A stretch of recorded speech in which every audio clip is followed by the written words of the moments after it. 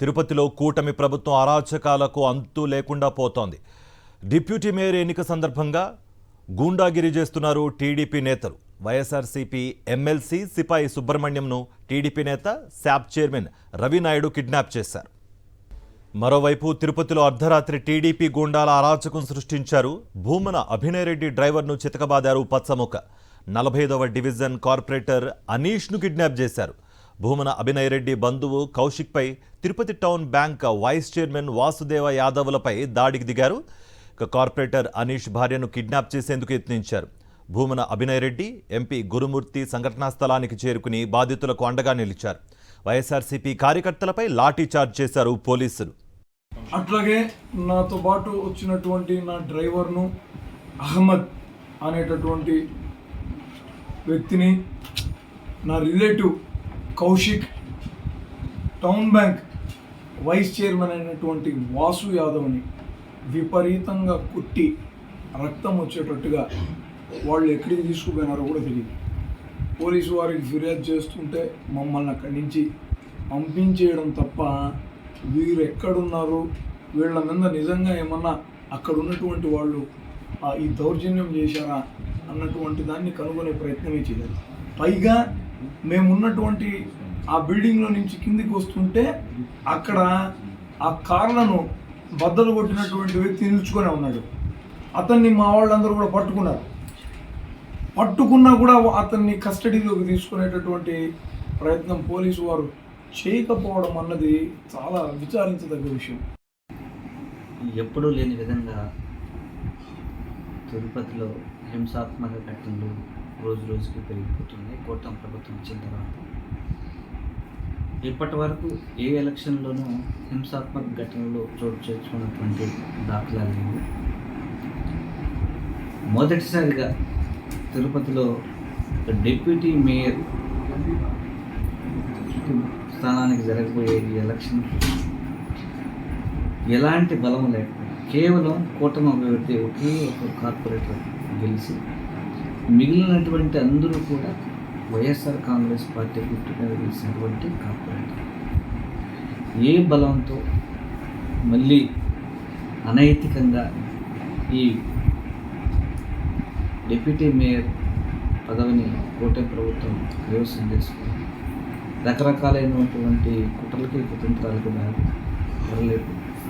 వాళ్ళని భయభ్రాంతులకు గురి చేసి వాళ్ళ ఆస్తుల మీద దాడులు చేసి అలాగే వాళ్ళ స్థలాలని కబ్జాలు చేస్తామని బెదిరిస్తూ అక్రమ కేసులు పెట్టి నిర్బంధిస్తామని వాళ్ళని బెదిరిస్తూ కుటుంబ సభ్యులను బెదిరిస్తూ దానిలో భాగంగానే ఈరోజు అనీష్ గారి యొక్క సతీమణి మమతా గారిని కూడా ఈరోజు నిర్బంధించాలని ప్రయత్నం చేశారు.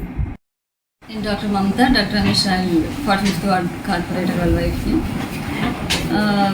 మా హస్బెండ్ని కిడ్నాప్ చేసి తీసుకెళ్ళి టీడీపీ వాళ్ళకి ఓటు వేయాలని ఫోర్స్ చేస్తున్నారు. నిన్నటి నుంచి బెదిరింపులు కాల్స్, మాకు థ్రెటనింగ్ కాల్స్ వస్తున్నాయి. హాస్పిటల్ మీద దాడులు చేస్తామని బెదిరిస్తున్నారు. మమ్మల్ని భూమన అభినయ్ రెడ్డి గారు, ఎంపీ గురుమూర్తి గారు, కరుణాకర్ గారు సేవ్ చేసి సెక్యూర్ చేశారు. కొట్టి తీసుకెళ్తున్నారు. ఓటు వాళ్ళకి వేయాలని ఫోర్స్ చేస్తున్నారు. ఎవరికి వేయాలని? టీడీపీ. మరి అనీష్ ఏమన్నాడు? అనీష్ వేయను అన్నదానికి వాళ్ళు కొట్టి నాకెళ్ళి థ్రెటన్ చేస్తున్నారు. నా పేరు పవన్ కుమార్, అనీష్ అన్న తమ్ముడు. మా అక్క అయినటువంటి నైట్ 10:30 సమయంలో టీడీపీ గుండాలు వెంబడి కిడ్నాప్ చేయాలనుకున్నారు. టీడీపీకి ఓటు వేయాలని చెప్పి మా అక్కని కిడ్నాప్ చేయడం వల్ల మేము అన్నగారికి కాల్ చేయడం జరిగింది. అన్నగారికి కాల్ చేయడం తర్వాత మాకు సేఫ్ జోన్ కల్పించడానికి మేము రాయల్ నగర్లోకి ఎంటర్ అయ్యి రూమ్లో పైకి వెళ్ళాము. అక్కడ టీడీపీ గుండాలు కార్ల పైకి దాడి చేయడము, మమ్మల్ని హింసించడము, కింద నుంచి డోర్లు తన్నడము జరిగింది. మా స్నేహితులు అన్నగారు వాళ్ళంతా కాపాడడం జరిగింది. ఎట్టి పరిస్థితుల్లోనూ అనీష్ అన్న వైఎస్ఆర్సీపీకి ఓటు వేస్తారు, కావాలనే బెదిరిస్తున్నారు. ఎట్టి పరిస్థితుల్లోనూ భయపడము. విష్ణు, మేము 45వ వార్డులో ఉన్నాము. ఈరోజు రాజధానిగా ఒక 10:30 సమయంలో 45వ వార్డు కార్పొరేటర్ వాళ్ళ వైఫ్ని ఇంటి చుట్టూరు, వాళ్ళ నివాసం ఉన్నటువంటి ఇంటి చుట్టూరు టీడీపీ వాళ్ళు, జనసేన వాళ్ళు ఫాలో చేయడం జరిగింది. మాకు ఆ టెన్షన్కి ఏం చేయాలో తెలియక అన్నగారికి కాల్ చేశాము. కాల్ చేయగానే అన్న మీరు ఏదో ఒక విధంగా అక్కడిని సేఫ్ జోన్లో పెట్టాలని ఆశ్రయిస్తే అన్న మన రైతు బజార్ దగ్గర కార్పొరేటర్ వెంకటేష్ అన్న వాళ్ళ అత్తగారి ఇంట్లో నివాసం ఉండడానికి ఏర్పాటు చేశారు. అక్కడికి వెళ్ళగానే టీడీపీ వాళ్ళు జనసేన వాళ్ళు వచ్చి అక్కడ ధ్వంసం చేసి కార్ల పైన రాళ్ళు వేసి ఇలా అంతా చేశారు. ముఖ్యంగా చెప్పాల్సింది ఏంటంటే అన్న అనీష్ అన్న ఖచ్చితంగా ఎలా అయినా సరే మన పార్టీ వైఎస్ఆర్సీపీకి డిప్యూటీ మేయర్కి క్యాండిడేట్కి ఖచ్చితంగా ఓటేసి తీరుతారు. దీంట్లో ఎలాంటి డౌట్ లేదు, ఎలాంటి సందేశం లేదు. రైట్, ఇదే అంశానికి సంబంధించి మరింత సమాచారం మా ప్రతినిధి మూర్తి అందిస్తారు. మూర్తి, అసలు ఏం జరుగుతోంది? ఓ పక్కన అరాచకాలు సృష్టిస్తున్నారు, మరో పక్కన కిడ్నాప్కు సంబంధించిన యత్నాలు చేస్తున్నారు. అసలు ఏం జరుగుతోంది? ప్రస్తుతం వైసీపీ ఎమ్మెల్సీ సిపాయి సుబ్రహ్మణ్యం, మరో సైడు అభినయ్ రెడ్డి డ్రైవర్ అనీష్ పరిస్థితి ఏంటి? అసలు వాళ్ళు ఎక్కడున్నారు ఇప్పుడు ప్రస్తుతం? కార్తీక్, తిరుపతి డిప్యూటీ మేయర్ ఎన్నిక సందర్భంగా టీడీపీ గుండాలు కూటమి నేతలు చేస్తున్న అరాచకాలన్నీ ఇన్ని కావు. నిన్న ఏదైతే వైఎస్ఆర్ కాంగ్రెస్ పార్టీకి సంబంధించి కార్పొరేటర్లు ఎక్స్ అఫీషియల్ సభ్యులు వెళ్తున్నటువంటి మినీ బస్సు పైన దాడి చేసి 4 కార్పొరేటర్లను కిడ్నాప్ చేసినటువంటి ఘటన మర్చిపోకముందే మళ్ళీ నిన్న అర్ధరాత్రి పూట రాత్రి అర్ధరాత్రి పూట ఎమ్మెల్సీ సిపాయి సుబ్రహ్మణ్యాన్ని కూడా కిడ్నాప్ చేసుకుని ఎత్తుకెళ్లిపోయారు. టీడీపీ నేత ఏదైతే స్టాఫ్ చైర్మన్ గా ఉన్నటువంటి రవినాయుడు, అతనికి సంబంధించినటువంటి టీడీపీ గూండాలు కొంతమంది వచ్చి ఎమ్మెల్సీ సిపాయి సుబ్రహ్మణ్యాన్ని కిడ్నాప్ చేశారు. ఎక్స్ అఫీషియో హోదా కింద ఆయన ఓటు హక్కు వినియోగించుకునేటువంటి అవకాశం ఉంది. తిరుపతి ఎంపీతో పాటు ఇటు ఎమ్మెల్సీ సిపాయి సుబ్రహ్మణ్యం కూడా యొక్క అవకాశం ఉండడంతో వైఎస్ఆర్ కాంగ్రెస్ పార్టీకి సంబంధించినటువంటి ఎమ్మెల్సీ సిపాయి సుబ్రహ్మణ్యాన్ని అర్ధరాత్రి పూట కిడ్నాప్ చేసుకువెళ్లారు. ఓవైపు హైకోర్టు వైఎస్ఆర్ కాంగ్రెస్ పార్టీకి సంబంధించి కార్పొరేటర్లకు ఇటు ప్రజాప్రతినిధులకు రక్షణ కల్పించాలంటూ స్పష్టమైనటువంటి రిట్ పిటిషన్ లో ఆదేశాలు ఇచ్చినప్పటికీ కూడా పోలీసులు రక్షణ పాత్ర వహిస్తున్నారనడానికి ఈ యొక్క సంఘటన ప్రత్యక్ష నిదర్శనంగా నిలుస్తుంది. అర్ధరాత్రి పూట ఏదైతే 45వ డివిజన్ కార్పొరేటర్ ఏదైతే అనీష్ రాయల్ సంబంధించినటువంటి భార్య మమతను కూడా కిడ్నాప్ చేసేందుకు యత్నించారు. ఆ క్రమంలో బొమ్మన అభినయ్ రెడ్డితో పాటు వైఎస్ఆర్ కాంగ్రెస్ పార్టీకి సంబంధించినటువంటి నాయకులు అడ్డగించడంతో మమతను కిడ్నాప్ చేసే విషయంలో అడ్డుకోవడం జరిగింది. 50వ డివిజన్ సంబంధించి అనిల్, 16వ డివిజన్ సంబంధించినటువంటి మోహన్ కృష్ణ యాదవ్, 5వ డివిజన్ సంబంధించి అమర్నాథ్ రెడ్డిలను ఇప్పటికే టీడీపీ గూండాలు నిన్న మధ్యాహ్నం కిడ్నాప్ చేసినటువంటి విషయం అందరికీ తెలిసింది. ఈ నేపథ్యంలో వారి కుటుంబ సభ్యులను కూడా వదిలిపెట్టకుండా కిడ్నాప్ చేసేందుకు యత్నించడంతో వైఎస్ఆర్ కాంగ్రెస్ పార్టీ నాయకులు ప్రతిఘటించారు. ఆ క్రమంలోనే 2 కార్లు కూడా ధ్వంసం చేయడం జరిగింది. వైఎస్ఆర్ కాంగ్రెస్ పార్టీకి సంబంధించినటువంటి నాయకులు Tirupati town bank vice chairman గా ఉన్నటువంటి వాసు యాదవ్ తో పాటు కౌశిక్ తో పాటు ఇతర నాయకులు ఇటు అభినయ్ రెడ్డి డ్రైవర్ పైన కూడా దాడి చేసి విధ్వంసం సృష్టించారు. ఒక డిప్యూటీ మేయర్ ఎన్నికల కోసం డిప్యూటీ మేయర్ పదవి దక్కించుకోవడానికి వాళ్ళకి ఎలాంటి అర్హత లేనప్పటికీ తిరుపతి మున్సిపల్ కార్పొరేషన్ లో ఒకే ఒక కార్పొరేటర్ ఏదైతే టీడీపీకి ప్రాతినిధ్యం వహిస్తున్నారో మిగిలినటువంటి అన్ని డివిజన్లలోనూ వైఎస్ఆర్ కాంగ్రెస్ పార్టీకి సంబంధించినటువంటి కార్పొరేటర్లు ప్రాతినిధ్యం వహిస్తున్నారు. ఈ క్రమంలో ఏ విధంగా ఎంత అప్రజాస్వామికంగా ఈ రోజు ఈ యొక్క డిప్యూటీ మేయర్ పదవి దక్కించుకోవడానికి కుట్రలు చేస్తున్నారు అనే విషయాన్ని ఈ రోజు రాష్ట్ర వ్యాప్తంగా ఉన్నటువంటి ప్రజలంతా కూడా గమనిస్తూ ఉన్నారు. కూటమి నేతల గూండాగిరి ఏ విధంగా ఉందనేది, ఒక ఎమ్మెల్సీని కూడా అర్ధరాత్రి పూట కిడ్నాప్ చేశారంటే ఆయన ఆరోగ్య పరిస్థితి కూడా సక్రమంగా లేదు. అలాంటి పరిస్థితుల్లో ఎక్స్ అఫీషియో హోదాలో ఓటుకు ఉంటారన్నటువంటి ఒకే ఒక్క అనుమానంతో ఆయన కూడా కిడ్నాప్ చేయడం ఈ యొక్క దారుణాలకు కూటమి నేతలు నిన్నటి నుంచి ఉన్నారు. మూర్తి, ఇంత జరుగుతున్న పోలీసులు ఏం చేస్తున్నారు? ఆల్రెడీ నిన్నటి నుంచి దాడులు జరుగుతున్నాయి, ఈ కిడ్నాప్ యత్నాలు కూడా జరుగుతున్న పరిస్థితి కనిపిస్తోంది. ఎవరైతే దాడులు చేస్తున్నారో వాళ్ళకే ప్రొటెక్షన్ కల్పిస్తున్నారు అన్నట్టుగా కూడా బాధితులు చెప్తున్న పరిస్థితి కనిపిస్తోంది. ఓవరాల్ దీనిపై పోలీసులు ఏమైనా రెస్పాండ్ అయ్యారా? ఖచ్చితంగా యొక్క కూటమి నేతల కనుతన్నల్లోనే పోలీసులు వ్యవహరిస్తున్నారనడానికి నిన్న జరిగినటువంటి సంఘటన ప్రత్యక్ష నిదర్శనంగా చెప్పుకోవచ్చు. ఏదైతే కార్పొరేటర్లు ప్రయాణిస్తున్నటువంటి మినీ బస్సు పైన వారంతా కూడా దాడి చేసి ధ్వంసం చేస్తూ ఉన్నప్పటికీ అక్కడ ఉన్నటువంటి పోలీసులు కనీసం పట్టించుకోలేదు. మళ్ళీ వారి యొక్క కిడ్నాప్ గురైనటువంటి 45వ డివిజన్, 50వ డివిజన్, 16వ డివిజన్, 5వ డివిజన్ సంబంధించినటువంటి కార్పొరేటర్లను కిడ్నాప్ చేసినటువంటి ఘటన తర్వాత వారి కుటుంబ సభ్యులను కూడా కిడ్నాప్ చేయడానికి అర్ధరాత్రి యత్నిస్తూ ఉంటుంటే పోలీసులు ప్రేక్షక పాత్ర వహిస్తూ ఉన్నారు. అసలు లా అండ్ ఆర్డర్ శాంతి భద్రతను పరిరక్షించాల్సినటువంటి పోలీసులు ఇంత ఏకపక్షంగా వ్యవహరించాల్సిన అవసరం ఏముందని చెప్పేసి ఇప్పటికే వైఎస్ఆర్ కాంగ్రెస్ పార్టీ నాయకులు ప్రశ్నిస్తున్నారు. ఇప్పటికే హైకోర్టులో శాంతి భద్రతలను కాపాడాలి, సామరస్యపూర్వకంగా ప్రశాంత వాతావరణంలో ఎన్నికలు నిర్వహించాలంటూ హైకోర్టులో రిట్ పిటిషన్ దాఖలు చేశారు. దానికి సంబంధించి హైకోర్టు కూడా డైరెక్షన్స్ ఇవ్వడం జరిగింది.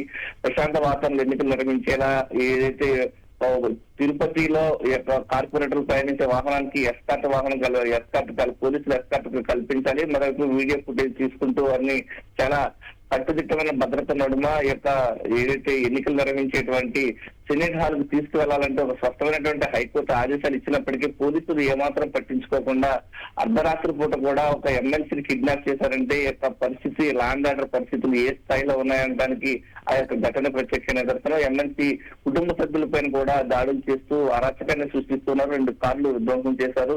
Tirupati YSR Congress party incharge Bhumana Ajay Reddy car driver పైన దాడి చేశారు. Tirupati town bank vice chairman ఉన్నటువంటి వాసు యాదవ్ పైన కూడా దాడి చేసి విధ్వంసం సృష్టించినటువంటి పరిస్థితి. పోలీసులు అంటే మూర్తి సిచ్యువేషన్ ఇంత ఎస్కలేట్ అవుతున్నా కూడా పోలీసుల నుంచి ఏ స్పందన లేదు అన్నట్టుగా కూడా బాధితులు చెప్తున్నారు. మరి దీనిపై ఈసీ ఏమన్నా స్పందించిందా? ఈసీ దృష్టికి వెళ్ళిందా? ఆ సిచ్యువేషన్ ఇంత ఎస్కలేట్ అవుతుందని ఈసీకి చెప్పే ప్రయత్నం ఏమైనా జరిగిందా? అసలు ఖచ్చితంగా జరుగుతున్నటువంటి పరిణామాలన్నీ కూడా ఎప్పటికప్పుడు విజయవాడలో ఎన్నికల కమిషన్ దృష్టికి తీసుకువెళ్తున్నప్పటికీ కూటమి నేతల కనుసన్నల్లోనే పోలీసులు పనిచేస్తూ ఉన్నారు. ఎన్నికల కమిషన్ కూడా చాలా సీరియస్ గా చెప్పింది, చాలా ప్రశాంత వాతావరణంలో ఎన్నికలు నిర్వహించాలని చెప్పినప్పటికీ కూడా ఆ పరిస్థితులు తిరుపతిలో లేకపోవడం, పరిస్థితులు ఏ స్థాయిలో ఉన్నాయనడానికి సంఘటననే ప్రత్యక్ష నిదర్శనం. సాక్షాత్తు ఒక ఎమ్మెల్సీని కూడా అర్ధరాత్రి పూట కిడ్నాప్ చేసుకు వెళ్లారంటే ఆ పరిస్థితులు తిరుపతి నగరంలో ఏం జరుగుతోంది, పోలీసులు ఎంత ఉదారంగా ఉన్నారు, కూటమి నేతలకు ఎంత సపోర్ట్ గా నిలుస్తున్నారు అనడానికి సంఘటనలన్నీ కూడా ప్రత్యక్ష నిదర్శనం. కిడ్నాప్ గురైనటువంటి 40వ డివిజన్ కార్పొరేటర్ అనీష్ రాయల్ సంబంధించినటువంటి భార్య డాక్టర్ మమతను కిడ్నాప్ చేసేందుకు యత్నిస్తూ ఉంటే అడ్డుకోవడం జరిగింది. ఆ క్రమంలో కింద ఉద్రిక్తత వాతావరణం చోటు చేసుకుంది. వైఎస్ఆర్ కాంగ్రెస్ పార్టీ నాయకుల పైన, కార్యకర్తల పైన పోలీసులు లాఠీ చార్జీ చేశారు తప్ప వాళ్ళ టీడీపీ గూండాలను తరవడంలో ఏమాత్రం పట్టించుకోలేదు. 2 వాహనాలు ధ్వంసం చేస్తూ ఉంటే వారు ప్రేక్షక పాత్ర పోషిస్తున్నారు తప్ప పరిస్థితులన్నీ కూడా కూటమి నేతలకు అండగా, టీడీపీకి సంబంధించి నాయకులకు అండగా పోలీసులు నిలుస్తూ ఉన్నారు. హైకోర్టు ఆదేశాలను సైతం కూడా పట్టించుకున్న పరిస్థితి. మూర్తి, అంటే నిన్నటి నుండి చెబుతున్న పరిస్థితి ఒక ప్లాన్ ప్రకారమే జరుగుతుందన్న వాదన కూడా వినిపిస్తోంది. ఇటు కౌన్సిలర్లు, ఇటు కార్పొరేటర్లు వెళుతున్న బస్సులకు సంబంధించిన అద్దాలు ధ్వంసం చేయడం నిన్న ఆల్రెడీ చూసాం. దీనిపై మాకు రక్షణ కావాలి అన్నట్టుగా కూడా ఇటు బాధితులు ఎవరైతే ఉన్నారో వారు ఈసీకి మొరపెట్టుకున్న పరిస్థితి కనిపిస్తోంది. ఆ దిశగా ఏమన్నా అడుగులు పడ్డాయా? ఇప్పుడు జరుగుతున్న పరిణామాలు చూస్తుంటే ఏ విధంగా అర్థం చేసుకోవాలి? పోలీసులు అసలు ఏం చేస్తున్నారు? ఓవరాల్గా సిచ్యువేషన్ ఏంటి అసలు? ఖచ్చితంగా కార్తీక్, తిరుపతి డిప్యూటీ మేయర్ ఎన్నికకు సంబంధించి ప్రశాంత వాతావరణంలో ఎన్నికలు నిర్వహించాలంటూ ఇప్పటికే హైకోర్టు రిట్ పిటిషన్ దాఖలు చేశారు వైఎస్ఆర్ కాంగ్రెస్ పార్టీకి సంబంధించిన కార్పొరేటర్లు. ఆ తర్వాత వారందరికీ కూడా ప్రత్యేకంగా పోలీస్ ఎస్కార్ట్ తో రక్షణ కల్పించాలి, వారు ప్రయాణిస్తున్నటువంటి వాహనానికి సంబంధించి ప్రత్యేకంగా వీడియో ఫుటేజ్ తీసుకుంటూ వాహనానికి ఎస్కార్ట్ కల్పిస్తూ సెనేట్ హాల్ కు తీసుకెళ్లాలంటూ హైకోర్టు ఆదేశాలు ఉన్నప్పటికీ కూడా ఇక్కడ పట్టించుకున్నటువంటి పరిస్థితి నిన్ననే చూసాము. ఏదైతే 28 మంది కార్పొరేటర్లతో కలిసి వెళ్తున్నటువంటి మినీ బస్సు పైన ప్రత్యక్షంగా టీడీపీ గూండాలు, జనసేనకు సంబంధించినటువంటి గూండాలు దాడి చేసి డోర్ పగలగొట్టి వారిని కిడ్నాప్ చేస్తూ ఉంటే పోలీసులు చూస్తూ చోద్యం చేస్తున్నారు తప్ప, వారికి సహకరిస్తున్నారు తప్ప వారిని అడ్డగించేటువంటి ప్రయత్నం చేయలేదు. ఆ తర్వాత జరిగినటువంటి పరిణామాలన్నీ కూడా నేను అర్ధరాత్రి నుంచి చూస్తా ఉంటే ఒక ఎమ్మెల్సీని కిడ్నాప్ చేశారు. కిడ్నాప్ గురైనటువంటి 4 కార్పొరేటర్ల బంధువులను కూడా కిడ్నాప్ చేసేందుకు యత్నిస్తూ ఉంటే వైఎస్ఆర్ కాంగ్రెస్ పార్టీ శ్రేణులు అడ్డుకున్నాయి. ఇంత అరాచకాలు కూటమి నేతలు సృష్టిస్తా ఉంటే పోలీసులు ఏం చేస్తున్నారు అనేది ఈ రోజు ఆంధ్రప్రదేశ్ రాష్ట్ర వ్యాప్తంగానే కాదు, ఇటు తిరుపతిలో ఉన్నటువంటి ప్రజలంతా కూడా జరుగుతున్నటువంటి పరిణామాలన్నీ ఎప్పటికప్పుడు గమనిస్తూ ఉన్నారు. ఇంత అరాచకాలు చేయాల్సిన అవసరం ఏముంది? ఒక డిప్యూటీ మేయర్ పదవి కోసం లేని మెజారిటీ కోసం ఇటు కూటమి నేతలు ఇంతలా పరితపించాలా అన్నటువంటి ప్రశ్నలు తలెత్తుతూ ఉన్నాయి. ఒకే ఒక్క కార్పొరేటర్ ప్రాతినిధ్యం వహిస్తున్నటువంటి తిరుపతి మున్సిపల్ కార్పొరేషన్ ఎన్నికల్లో మిగిలినటువంటి వైఎస్ఆర్ కాంగ్రెస్ పార్టీకి కార్పొరేటర్లను కిడ్నాప్ చేసి ఈ యొక్క డిప్యూటీ మేయర్ పదవిని దక్కించుకోవాలన్నటువంటి ఆరాటం ఏ విధంగా ఈ యొక్క ప్రజాస్వామ్యం అవుతుంది? జరుగుతున్నటువంటి పరిణామాలన్నీ కూడా ప్రజాస్వామ్యాన్ని అపహాస్యం చేసే విధంగా ఉన్నాయి. ఒకే ఒక కార్పొరేటర్ ఉన్నటువంటి తిరుపతి మున్సిపల్ కార్పొరేషన్ లో టీడీపీకి సంబంధించి ప్రాతినిధ్యం వహిస్తున్నారు. మిగిలినటువంటి ఏదైతే 49 డివిజన్లలో ఒక డివిజన్ కి వచ్చేసరికి ఎన్నికల కోర్టు కారణంగా నిలిచిపోయాయి. 24వ డివిజన్ కి సంబంధించి హనుమంత నాయక్ అనే కార్పొరేటర్ చనిపోయారు. 4వ డివిజన్ కి సంబంధించి బొమ్మన అభినయ్ రెడ్డి రిజైన్ చేశారు. అయితే మిగిలినటువంటి 46 డివిజన్లకు సంబంధించి కూడా వైఎస్ఆర్ కాంగ్రెస్ పార్టీకి సంబంధించినటువంటి కార్పొరేటర్లు ప్రాతినిధ్యం వహిస్తా ఉన్నారు. కార్పొరేటర్లు నయానో భయానో ఇటు ఆర్థిక పరంగా వారి యొక్క ఆస్తులను విధ్వంసం చేసి కొంతమందిని ఇప్పటికీ వాళ్ళ వైపు తిప్పుకునే ప్రయత్నం చేశారు. ఈ యొక్క సెనేట్ హాల్లో కూడా కార్పొరేటర్లకు వైఎస్ఆర్ కాంగ్రెస్ పార్టీ నుంచి గెలిచినటువంటి కార్పొరేటర్లు ఒకవైపు, ఇటు టీడీపీ నుంచి గెలిచినటువంటి కార్పొరేటర్లకు సంబంధించి ఒకే ఒక్క స్థానం ఉంది కాబట్టి ఒక చైర్ మాత్రం వేశారు. ఎక్సైజ్ విషయం సంబంధించి 3 చైర్లు వేశారు. అక్కడ చూసినా కూడా మెజారిటీ బలాబలాలు కూడా చాలా స్పష్టంగా కనిపిస్తాయి. కానీ భయంతో యొక్క ఆర్థిక పరమైనటువంటి ఇబ్బందులు గురి చేస్తూ కార్పొరేటర్లందరినీ కూడా లొంగ తీసుకుంటున్న పరిస్థితి ఈ రోజు తిరుపతిలో కూటమి నేతలు చేస్తూ ఉన్నారు. Right Vijayamurthy, thank you for the brief.